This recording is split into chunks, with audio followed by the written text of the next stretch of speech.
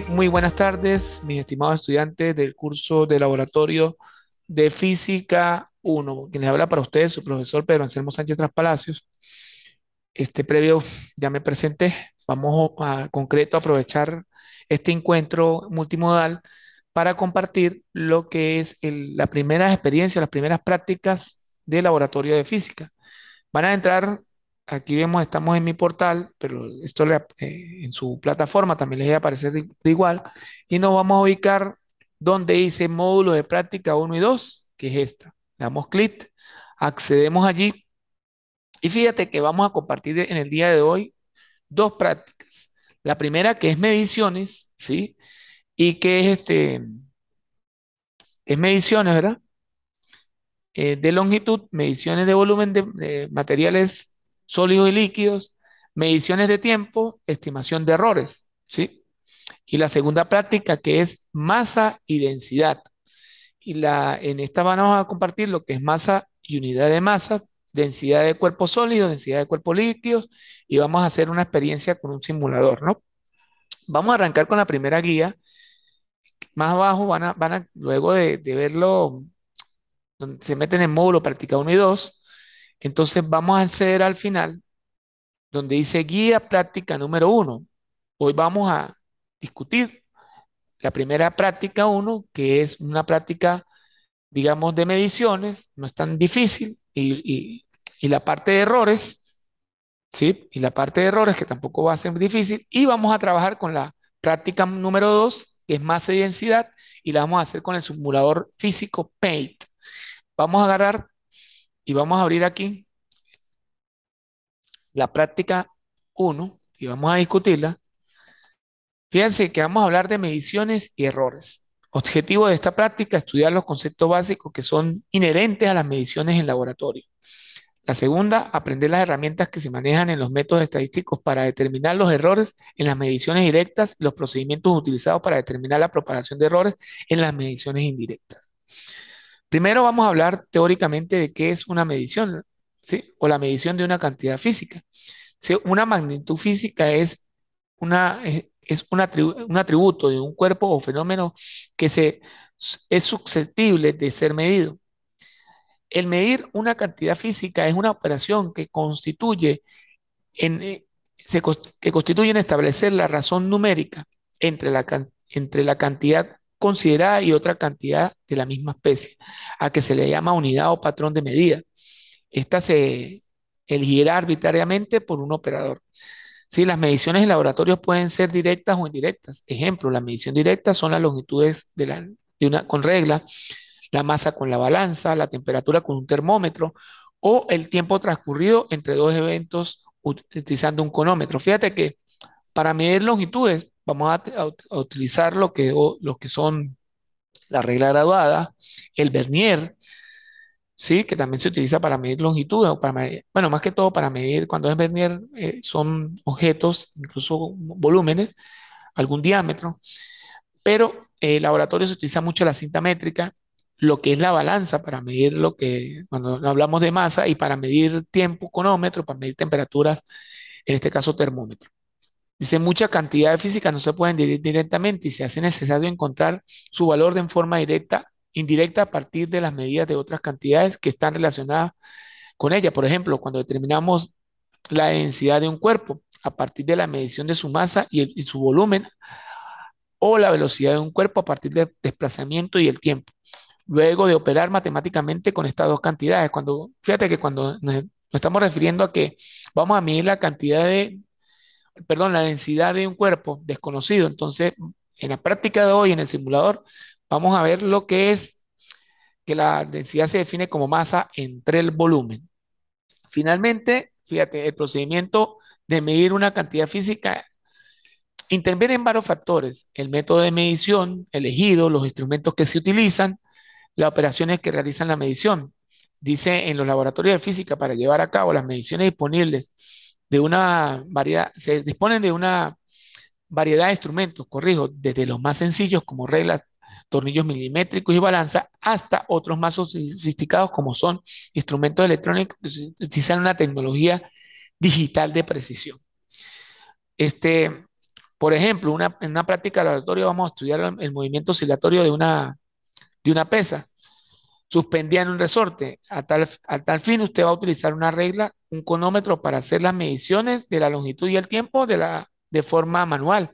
Dice, el estudio también se podría llevar a cabo mediante ciertos instrumentos para la adquisición de datos y fórmulas automáticamente. ¿Ok? Entonces, fíjate que vamos a tener incluso dentro del laboratorio, o van a ver ya en esta altura instrumentos de medición que son de manera electrónica que van a medir con mucha precisión. Dice, vamos a ver qué es, ya vimos como punto número uno, acá lo que es la medición de una cantidad física, que es compararnos con un patrón, y ya vemos los instrumentos que vamos a utilizar. Ahora vamos a ver la apreciación de un instrumento y la estimación de una lectura. La apreciación de un instrumento es la menor medida que el operador puede hacer con el mismo, es decir, el mínimo valor de la división de la escala. Así una regla grabada cuya menor división es 1 milímetro tiene una apreciación de 1 milímetro. Sin embargo, al hacer uso de la regla, el operador podría medir y reportar una longitud dando el resultado no en milímetros, sino en algunas décimas de milímetro.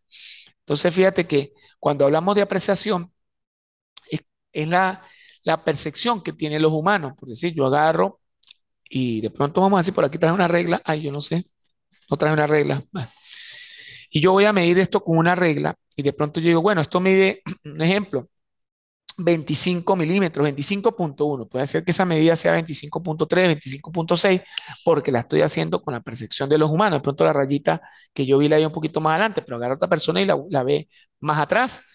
Entonces, eso es lo que es la apreciación. Entonces, sin embargo, al hacer uso de la regla, el operador podría medir y reportar, bueno, ya esto lo leemos, esto nos lleva a definir la estimación de una lectura como el menor intervalo que el operador puede reportar con la escala del instrumento que se dispone. La estimación es menor que la apreciación.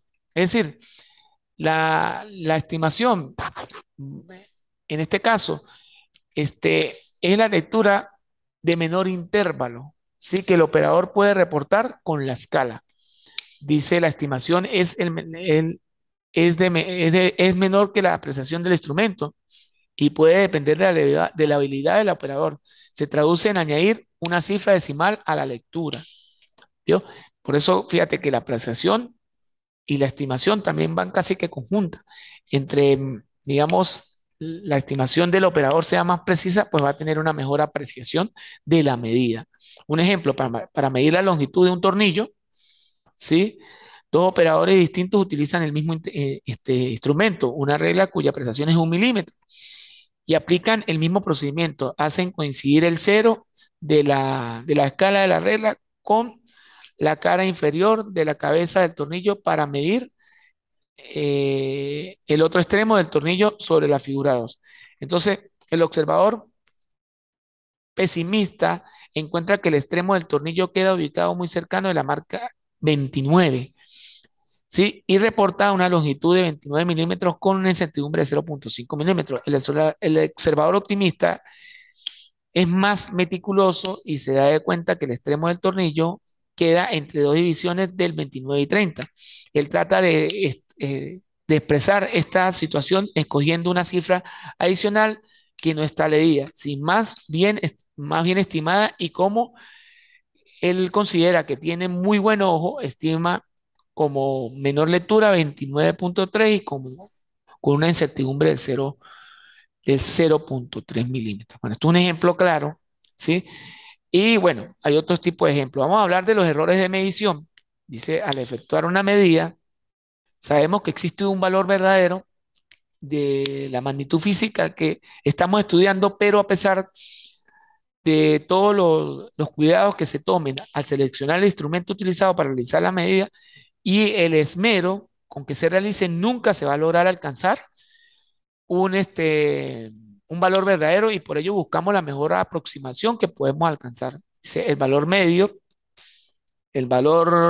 perdón, el valor medido de una cantidad física depende tanto de la precisión del instrumento, entre más preciso sea el instrumento, como el método de medición y también de la experiencia y la atención del operador. Es decir, evidentemente toda medición está afectada por una imperfección de los instrumentos, por las consideraciones de la medida y también por las limitaciones de nuestros sentidos, ¿no? Porque a veces de pronto si yo estoy haciendo una medida de longitud y yo fallo de la vista, entonces puede ser que mi estimación sea muy pobre, así el instrumento tenga una apreciación bastante alta. Dice, en ciencias de ingeniería llamamos error a la incertidumbre que se tiene en la cantidad medida, es decir, esa incertidumbre es qué tan preciso se midió.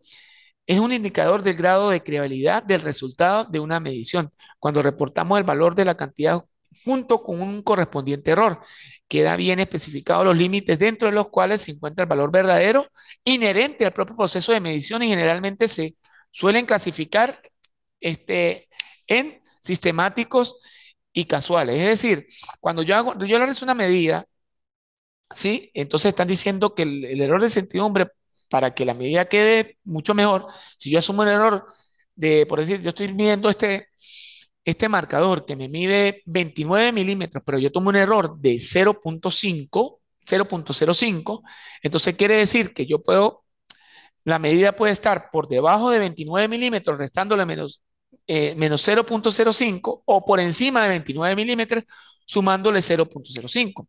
Entonces el valor verdadero estará en el medio. ¿Ok? Bueno, los errores sistemáticos, dice, son aquellos errores que se repiten constantemente en el transcurrir del experimento y afectan a todas las medidas de la misma manera. Tienen un mismo sentido algebraico, ¿sí? Esto es, tienden a dar valores siempre mayores o siempre menores que los valores verdaderos, ¿sí? No se pueden minimizar, perdón, por la vía del cálculo de promedios repetidos. Dice, perdón, no se puede minimizar por la vía del cálculo de promedio, repitiendo las mediciones varias veces. Es decir, que tampoco se puede hacer por la vía del cálculo, porque dice que no se puede minimizar si se repite la experiencia varias veces. Un error sistemático muy común es el llamado error de paraje por la tendencia del operador a ubicarse mal al frente del instrumento, dirigiendo la visual en forma oblicua sobre la escala. Es decir, aquí se muestra un ejemplo de un error de paraje y tomo el ejemplo del tornillo que se estaba midiendo. El observador aquí mira de manera oblicua, de manera inclinada la medición. Entonces, por supuesto que de pronto, si este tornillo en la escala de milímetros mide 3 milímetros y él lo mira aquí, él va a apreciar, va a estimar que este, la ubicación de, de la medida va a ser 2.8 milímetros. Recuerden que la apreciación la tiene el instrumento y la estimación la tiene el operador que utiliza el instrumento. El instrumento puede ser que tenga una apreciación de 1 milímetro y esté perfecta, pero cuando el que va a hacer la medida se ubica o toma mala medida, entonces me va a dar una estimación con bastante error. Bueno, vamos a ver errores casuales aleatorios, son errores originados por factores accidentales o fortuitos, hacen que las medidas obtenidas sean a veces mayores que el valor verdadero. Vamos a ver aquí algunos análisis estadísticos de un conjunto de mediciones y vamos a ver qué es el valor medio, qué es perdón, el valor medido como el mejor valor de la cantidad medida. ¿Cómo vamos a calcular ese valor medido? Se va a connotar con dos flechitas, como está acá, el valor medido, ¿sí? Perdón, el valor medio, corrijo, el valor medio, que es este, lo vamos a calcular y lo vamos a conectar con dos flechitas como está aquí, y ese va a ser uno entre el número de mediciones por la sumatoria de las mediciones. Es decir, si yo agarré este marcador y lo medí 6 veces y en la primera medición me dio 5.1, en la segunda me dio 5.3, en la segunda me dio 5.7, en la tercera y así sucesivamente. Y tengo 8 mediciones. Las 8 mediciones para hallar el valor corrijo, el valor medio, voy a sumar esas 8 mediciones y las voy a dividir entre el número de divisiones. ¿Ok? Repito, aquí corrijo, no es el valor medio, sino el valor medio, ¿no? No medido, el valor medio. Entonces, ¿cómo se va a definir? Como la sumatoria de todas las mediciones entre el número de mediciones, ¿no? ¿Ok? Vamos a ver entonces acá lo que es la desviación estándar, ¿sí? Que va a ser, que se denota también con dos barritas, y supongamos que se tiene cierto conjunto de medidas de 1 hasta un número n. Calculamos la desviación para cada resultado, X u Y, que vendría siendo la respectiva media, que es esto, es la sumatoria de todas las medidas entre el número de mediciones. Y luego al valor inicial le vamos a restar la media, como se ve aquí, ¿verdad? Y eso lo vamos a hacer progresivamente. Y luego lo vamos a dividir entre el número de divisiones, ¿ok? Por acá vamos a avanzar un poquito. Aquí hay un ejemplito, ¿sí? Donde se efectúan 10 mediciones del periodo T, ¿sí? De las oscilaciones de un oscilador masa-resorte, donde los resultados que se muestran en la tabla son los siguientes. La primera medición dio como valor medio 8,50. Su desviación, que es la medición estándar menos el promedio, esa resta dio menos 0,70 y la desviación cuadrática dio 0,049, que es tomar este valor y elevar al cuadrado. Ese procedimiento que yo estoy señalando para el primero, este, este procedimiento es el que yo voy a tomar, perdón, para cada uno, por lo menos estoy señalando este. Y así lo voy a repetir sucesivamente para los demás, ¿ok? Entonces, cuando yo calcule este, el, el, el promedio completo aquí, que es este, que me dio 8,57, ese es el que voy a restar. Fíjate que aquí vamos a calcular que lo que es el valor medio, ¿sí? Ese valor medio sumando toda esta columna, ¿sí? Que me dio 8,57 y por lo menos si yo quiero hacer la desviación a este 8,57, ¿sí? Que vendría siendo la suma de los X y Y,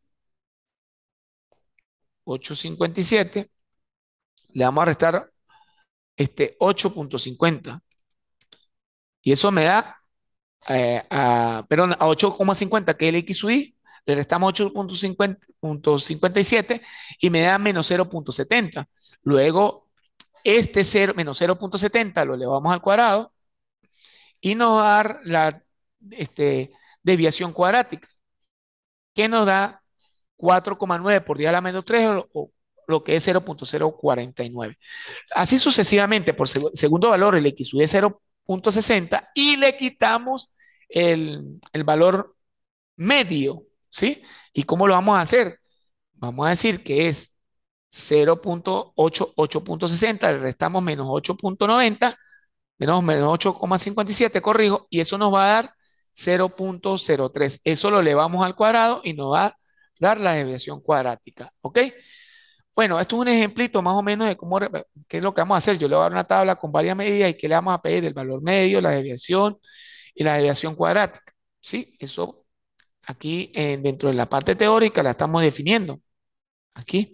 Lo que pasa es que por factor tiempo, para poder colocar la otra, poder tocar parte de la otra guía, pues la vamos a repasar de esta manera. Definición estándar del valor medio es otra formulita que se define como el tau entre la raíz del número de divisiones y ese tau va a ser también el valor promedio de la desviación estándar del valor medio. Fíjate que un ejemplito aquí se determinar el valor que debemos reportar para el periodo de las oscilaciones de la oscilación masa-resorte. Por lo menos aquí dice, utilizando el resultado obtenido para la desviación estándar de las 10 medidas individuales de 0,20 segundos, podemos calcular la desviación estándar del promedio. Fíjate que por aquí nos dio este, para calcular lo que es la desviación al cuadrado, que es esta, que es la raíz cuadrada, el tau lo calculamos como la raíz cuadrada de todo lo que nos dio aquí entre el número de divisiones. Eso nos va a dar 0,021 y ese 0,021, perdón, bueno, aquí lo redondearon, creo que 0,020, lo meten aquí, que es el tau, y lo dividen entre la raíz del número de divisiones. Eso nos da 0,06. ¿Qué es lo que pasa? Vamos a ver si por acá podemos ver lo de los errores. Bueno, hubo una interrupción, vamos a continuar por el motivo tiempo para ver si nos da chance de revisar en la práctica número 1, en la parte teórica, pueden complementar la parte de errores. Sí, vamos a ver si nos da chance de ver acá. Vamos a abrir acá. Mire, es que ahorita se me salió, pero no sé si está grabando. ¿Cómo abro para abrir aquí para compartir? No me abre ahí la ventana, ¿o qué? ¿O es este? Que como está en inglés. Ah, es aquí arriba, listo. Sí, sí, sí, esta que es la página, ajá. Listo, listo. Listo, excelente. Bueno, entonces vamos a continuar con lo que es una mala exactitud y una buena precisión. Fíjate que si imagínense esta experiencia, en la figura 9 se muestran cuatro resultados obtenidos en una práctica de lanzamiento de dardos al blanco. Haciendo una analogía con los procesos de medición, queremos ilustrar las definiciones entre los conceptos de exactitud y precisión. Fíjate que si yo comienzo a lanzar dardos, aquí hay una mala exactitud porque no está dando en el blanco, pero hay una buena precisión. Gracias. Hay una buena precisión porque a pesar de que no le dio al blanco, le está dando a un mismo sitio. Entonces hay una mala exactitud, pero una buena precisión. En el caso B, hay una buena exactitud porque está pegando en el blanco, en el círculo inferior, ¿sí? En el círculo inferior, vamos a ver si por aquí lo podemos reflejar. ¿Vio? Le está dando justo aquí. Aquí hay buena exactitud, buena precisión. Y aquí hay buena exactitud porque está en un mismo sitio, pero hay una mala exactitud, perdón, y una buena precisión. ¿Por qué, ¿Por qué buena exactitud? Porque todos los datos están pegando prácticamente en el mismo sitio, ¿sí? Todos los datos están pegando en el mismo sitio, entonces, perdón, corrijo, hay una mala exactitud, pero una buena precisión. O sea, una mala exactitud porque no está dando en el blanco, corrijo, y hay una buena precisión porque está dando en un mismo sitio.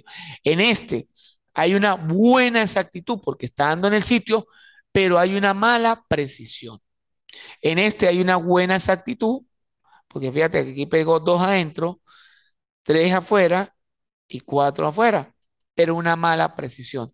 Y en el último, cuando hay mala exactitud y mala precisión. ¿Ok? Entonces voy a dejar de compartir aquí, voy a cerrar, voy a retroceder aquí. ¿Qué es lo que vamos a hacer ahora? Eh, los errores, vamos a hablar de errores, lo que es error relativo y el error porcentual. Dice, la magnitud de un error tiene una significación o importancia relativa. El error absoluto delta X se considera un pequeño o grande, o se considera pequeño o grande solamente en comparación con el correspondiente valor de cantidades observadas. De allí la importancia de definir el error relativo, que va a ser el delta X, que va a ser el error absoluto, entre el X, que es el número total, o lo que es que es el número, sería aquí el delta X, que es el error absoluto, entre el error relativo. ¿Sí? Es decir, el error relativo se va a definir como delta X entre el número total de X. Es decir, y el error porcentual va a ser, el error porcentual va a ser el error relativo expresado en forma de porcentaje. Me explico. Va a ser el error porcentual relativo, va a ser el error relativo multiplicado por 100. ¿Sí? Repito, si por decir aquí me dio que el delta, que es el error absoluto, ¿sí? Nos dio 20 y el X es 50, hago la división de 20 en 50 y ese lo multiplico por 100 para obtener el error porcentual. ¿Ok? Dice, la propagación del error, ¿sí? O sea, para que esto quede claro, ¿no? Porque de pronto esto sí va a ser, el error relativo va a ser el error absoluto y ¿quién es X? ¿Quién es X? El valor real, ¿sí? Sí, es el error, fíjate que el delta X es el error absoluto y X es que el valor real. Y aquí, ¿cómo vamos a calcular el porcentaje? Pues el error relativo por 100, ¿ok? Bueno, hay otras cositas aquí que no vamos a tocar de la guía. Por ahí le voy a mandar una guía de ejercicio donde le va a hacer cálculo de errores y algunas mediciones para inmediatamente abordar lo que es y lo que es la práctica número 2, que es la práctica, ya la voy a montar por acá. Se van a meter donde dice al final de masa densidad, donde está la guía número 1, nos vamos a meter en la práctica número 2 acá. Vamos a dar clic, los va a llevar y dice simulador PATE. Y aquí dice haga clic en el enlace. Vamos a hacer clic aquí para mostrarles la práctica de densidad y masa. ¿Ok? Le vamos a dar aquí plate. Ya está cargando el simulador. Vamos a hacer una pequeña introducción para que vean esta práctica de densidad como una experiencia. ¿Sí? La primera práctica que la primera práctica que es error de mediciones, pues es muy teórica, pero esta es un poco más práctica. Sin embargo, yo les voy a mandar en la práctica número uno una experiencia donde van a tener que tomar varias medidas a determinado objeto para calcular lo que es el error relativo, este, la desviación estándar, etcétera. Voy a hacer aquí la primera, voy a hacer entonces la introducción a lo que vamos a hacer, trabajar con este simulador para ver la práctica número dos, que es densidad y masa. Vamos a acceder aquí a la primera. Fíjate que este simulador, voy a sacar este bloque de acá, pesa 2 kilogramos. Primero vamos a ver o vamos a definir qué es densidad. La densidad se define como la masa de un cuerpo sobre el volumen del cuerpo. Es decir, si entre el cuerpo tenga mayor masa, ¿sí? Y menor volumen, el cuerpo va a ser más denso. Caso contrario, si él tiene mayor volumen y menor masa, el cuerpo va a ser menos denso. Supongamos, yo tengo aquí un bloque de 2 kilogramos, ¿verdad? Lo tiro aquí, pero si yo le aumento el volumen, él va a tender a flotar más, ¿sí lo ven? Pero si yo le aumento la masa, vamos a bajar el volumen aquí y aumentamos la masa, él va a tender a bajar, ¿sí? Pero vamos a verlo de manera personalizada. Vamos a ver, saquemos el bloque nuevo aquí y vamos a subirle la masa. Bueno, aquí me llega hasta este, vamos a darle el volumen ya. Vamos a subirle la masa un poco más. Bueno, aquí llega hasta 10, dice. ¿Qué pasa si yo agarro este bloque de masa? Recuérdeme que la densidad es masa sobre el volumen y le coloco 10 kilogramos de masa y supongamos que le colocamos un volumen de 2 litros y yo agarro y lo tiro al agua, que él se hunde. ¿Por qué? Porque la masa es mucho más grande que el volumen. Vamos a volver a sacar el bloque del agua y vamos a ahora hacer el caso contrario. Vamos a bajarle la masa, vamos a colocarle en unos 3 kilogramos y vamos a subir el volumen bastante. Vamos a ver qué pasa. Vamos a aumentar el volumen a 9,50. Tiramos el bloque nuevamente. ¿Y qué va a pasar con el bloque? Va a flotar. ¿Sí lo ven? Entonces, si tiene mayor masa, entre, entre un volumen pequeño, va a ser un material muy denso. ¿Sí? Pero voy a volver a sacar el bloque. Si yo ahora bajo el volumen y subo la masa y lo tiro, miren lo que va a ocurrir. Se hunde completo porque la densidad aumenta. Vamos a hacer, vamos a borrar acá y vamos a hacer otras experiencias de comparación. Aquí va a volver a cargar el Paint, a volver a cargar, perdón. Nos volvemos a meter y vamos a hacer unas comparaciones. Vamos a comparar. Aquí tenemos al lado izquierdo dos bloques, uno de 5 kilogramos, otro de 5 kilogramos, y del lado derecho de 5 kilogramos, pero tienen diferente volumen. Fíjate que aquí en la parte superior dice misma masa. Voy a agarrar. Del lado izquierdo tengo un bloque azul y un bloque amarillo, o como, no como amarillo, como color mostaza, ¿verdad? ¿Qué pasa si yo agarro y tiro el bloque color mostaza? Tiene la misma masa, oído, que el bloque azul, pero tiene mayor volumen. Por lo tanto, si es más grande que el bloque azul, él debería de flotar. ¿Qué pasará cuando con este mismo que tiene 5 kilogramos, pero tiene menor volumen? Que debe de hundirse un poco más o hundirse completo. Bueno, fíjate, casi que llega a la superficie. Ahora veamos, el azul, el bloque azul que tiene 5 kilogramos, no le estoy cambiando la masa a ninguno, pero es más grande que el bloque verde, ¿sí? Tiene mayor volumen, entonces el verde debería flotar menos, tiene que irse más para el fondo, ¿vio? Se fue más para el fondo.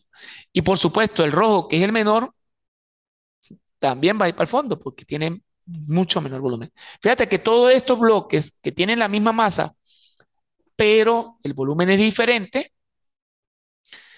va a variar su densidad. Entonces, entre menos denso va a tender a flotar. ¿Ok? Entre más denso va a tender a hundirse. Vamos a hacer ahora esta experiencia. Vamos a relajar de nuevo todos los bloques. Ahora, en vez de variar la masa, vamos a colocar el mismo volumen. ¿Sí? Fíjate que ahora todos los bloques tienen el mismo volumen, pero tienen diferente masa. O sea, todos son de la misma geometría. Ahora, voy a agarrar el rojo, que es el que tiene 2 kilogramos, y lo voy a tirar. Va a flotar. Porque, ¿qué va a pasar cuando yo tire el de 6 kilogramos? Vamos a tirar el de 4 kilogramos en el orden. ¿Que se va a qué? Va a ser mayor denso, porque tiene el mismo volumen, va a hundirse un poquito más. ¿Qué pasa si yo tiro el de 6? Que se hunde completo y el de 8 pues también. ¿Por qué? Porque a pesar de que tienen el mismo volumen, pero si yo varío la masa, entonces el cuerpo va a tener mayor densidad. Un caso, un ejemplo, si yo tengo un, eh, un bloque de estos es de plomo, ¿sí? De plomo comparado con un bloque de aluminio, pues el plomo tiene mayor densidad, pero fíjate que para esta experiencia todos tienen el mismo volumen y varían la masa. Entonces, a pesar de que todos tienen el mismo volumen, si los que tengan más masa van a tener mayor densidad, ¿sí? Entonces, fíjate, misma masa, ¿qué ocurre? Volúmenes diferentes, entre más grande sea el volumen, el cuerpo va a tender a ser menos denso. Ya lo vimos, ¿no? ¿Cierto? ¿Ok? Ahora vamos a hacer una experiencia y con el mismo volumen, ya lo vimos ahorita, entre menos masa, la densidad va a ser menor. Entre más masa va a ser más denso. Ahora, ¿qué pasa cuando todos tienen la misma densidad? Todos tienen la misma densidad, ¿sí? Todos, independientemente, oído, de la masa y el volumen. Voy a agarrar el bloque amarillo y lo voy a tirar. Fíjate, voy a agarrar el bloque azul y lo voy a tirar. Voy a agarrar el verde y lo tiro. Y voy a agarrar el rojo y lo tiro. ¿Qué están viendo ustedes acá?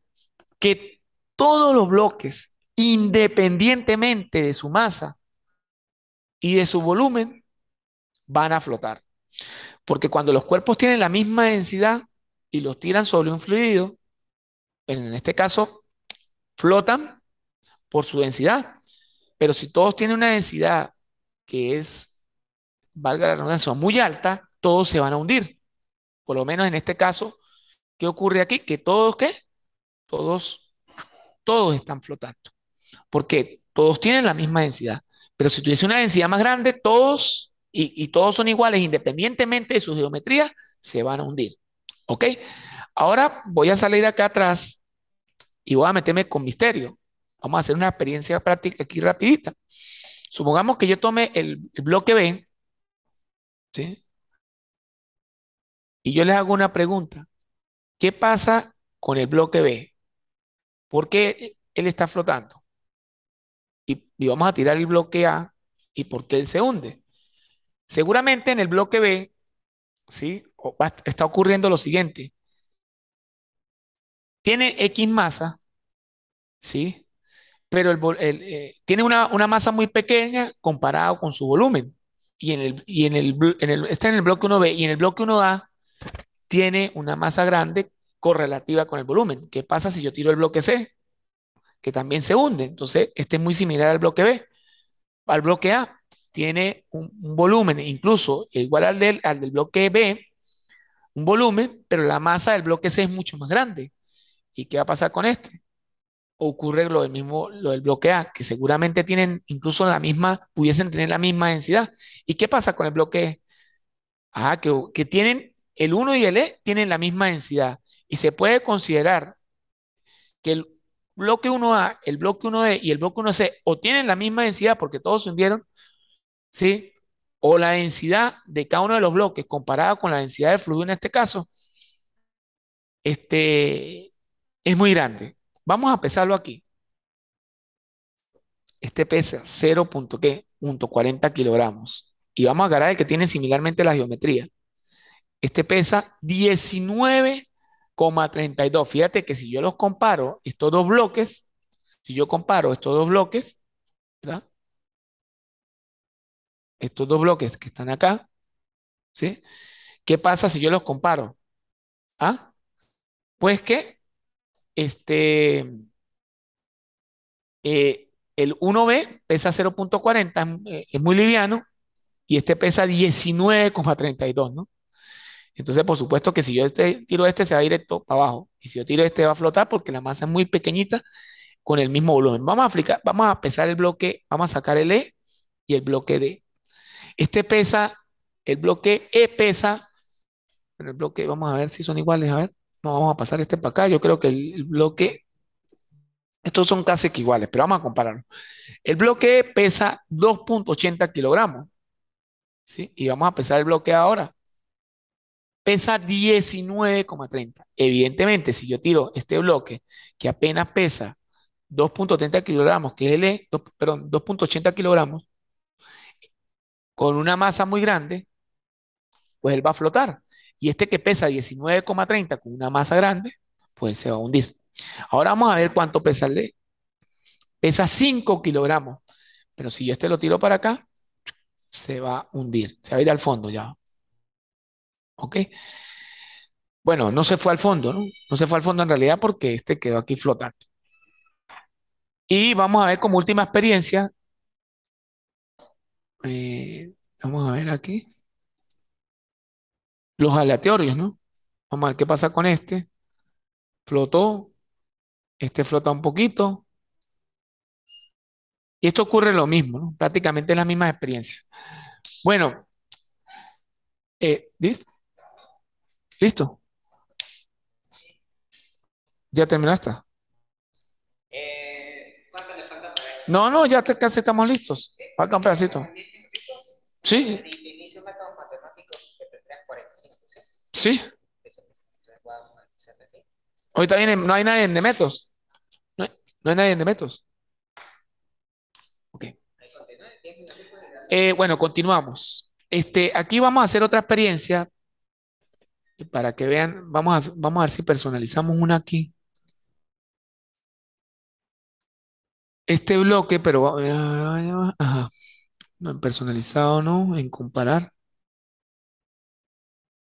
este aleatorio. Vamos a reiniciar aquí. Vamos a ver aquí una cosa. Vamos a hacer esta experiencia. Vamos a lanzar el bloque 1A y lo vamos a comparar con el bloque 1B. Los dos se fueron al fondo, pero vamos a averiguar quién es más denso que quién. ¿Sí? Vamos a pesar este. Este pesa 1,18 kilogramos y este pesa 10,80 kilogramos. ¿Qué significa? ¿Por qué los dos se están hundiendo? No es que los dos tengan la misma densidad porque tienen diferente volumen, ¿sí? Sino que en este caso la densidad del bloque A y el bloque B son mayores a la densidad del agua.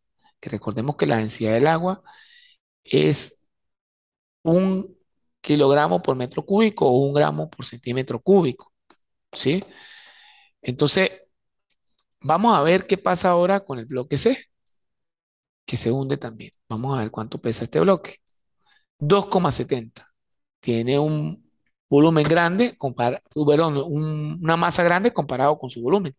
Y este que pesa 18 kilogramos, obvio que también se va a hundir, ya que me traje esto para acá. Lo tiro y se hunde completo. Y el bloque que pasa, falta pesar, el bloque que es 44, imagínate. Este se va a hundir porque su volumen es correlativo y mucho más denso que el agua. Bueno, una vez visto esta experiencia, no me queda más que restarles que consulten la primera guía. Yo les voy a mandar cerca del 26 de septiembre. Vamos a hacerlo de la siguiente manera. Van a agarrar la primera guía, la van a volver a revisar, van a ver la clase, por supuesto. Cualquier duda me la pueden saber por plataforma. ¿Qué es lo que vamos a hablar en la primera guía? Errores de medición. Vamos a calcular lo que es lo que hace rato estábamos explicando, lo que es la deviación, lo que es la media estándar, y lo que es el error absoluto, los errores relativos y los errores porcentuales relativos. Yo le voy a mandar esa práctica, va a valer porque el módulo uno va a ser una sola nota que van a ser estados prácticas. Y yo les voy a mandar un escrito donde van a trabajar la segunda práctica, que es masa y densidad con el simulador Paint. Voy a decir, bueno, agarran el simulador, por ejemplo, y se van a introducción, a lo que es la parte de introducción, y coloquen, por decir, personalizado. Entonces le voy a decir, bueno, para ese bloque que aparece ahí, en- aumenten la masa y disminuyan el volumen. Describa qué experiencia pasa. Entonces, un ejemplo. Te dicen, bueno, profesor, cuando escribimos y tiramos el bloque a la piscina de agua, ocurre que se fue al fondo. ¿Por qué ocurre? Porque ese cuerpo es muy denso. ¿Pero por qué ocurre? Porque tiene una masa superior a qué? A su volumen. Y le puedo hacer otra pregunta. Agarren el simulador, se van a ir a la parte de introducción, que es donde pueden cambiar estos parámetros. Bájenle la masa y súbanle ahora el volumen, un ejemplo. ¿Sí? Tírenlo. Profesor, flota. ¿Pero por qué flota? Primero porque la densidad de ese cuerpo en ese momento es mucho menor a la del agua. Flota por eso. Entonces, pueden agarrar, incluso copiar. Bueno, yo lo hice con 10 kilogramos, con 5,4 kilogramos de masa y 10 litros de volumen. Entonces agarré 5,40 y lo dividí entre 10. Entonces van a decir, profesor, a mí me dio 0,54 kilogramos por litro la densidad. ¿Sí? Eso me lo van a mandar escrito, porque es importante que ahí reflejen qué masa y qué volumen utilizaron. Eso lo van a hacer con el simulador, porque cuando ustedes me manden eso escrito allí, pues yo me voy a meter al simulador y voy a comparar a ver si la experiencia da. Porque por lo menos si alguien me dijo, profesor, yo trabajé con 5,4 kilogramos y 10 litros. Ay, resulta ser que cuando yo tiré el bloque a la piscina se me hundió y yo meta esos datos o lo ubique aquí en el simulador Paint y él no me, y él me flote, automáticamente esa pregunta la tiene mal. Van a haber otras preguntas, eso lo van a hacer en el módulo de introducción. También lo van a hacer en el módulo de comparación. Yo les voy a decir, bueno, muchachos, agarren cuando tienen la misma masa eh, y vuelvan a realizar la experiencia y saquen sus conclusiones con respecto a los bloques. De pronto aquí le pueden tomar un capture, por lo menos si en ese momento ustedes están trabajando que todos tienen 5 y ustedes lo tiran acá, entonces me van a explicar por qué uno flota, un ejemplo, o por qué uno se hunde, por qué, un ejemplo, por qué este flota, por qué este se hunde. Y le voy a decir, bueno, cuando tienen la misma densidad, un ejemplo, ¿qué ocurre? Bueno, me tienen que decir la respuesta. Se van a meter también en una experiencia de misterio que van a comparar generalmente el bloque 1B con el bloque 1A y así sucesivamente. Y me van a dar respuesta, bueno, ¿qué pasa si yo tiro el 1B y por qué si tiro el 1C, que es igual tamaño, se va para abajo? ¿Vio? Y van a agarrar esos bloques y lo van a pesar. Entonces van a sacar este bloque y bueno, este dice 0,40, casi tiene el mismo tamaño, pero este pesa 19,32. ¿Ok? Bueno, estimado estudiante, espero le haya sido de su agrado esta práctica. Espero en una próxima oportunidad compartir otras prácticas de manera simulada también, que me parece bastante bueno. Repito, no se pudo simular la de mediciones porque es un poco teórica.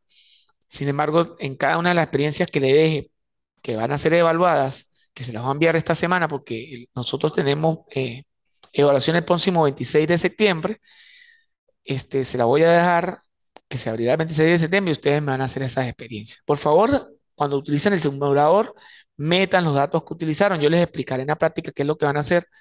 Más o menos ya les dije, no me metan datos mentirosos porque yo cuando ustedes metan los datos y yo los simule y no me dé, entonces me voy a dar de cuenta que no hicieron la experiencia. ¿Ok?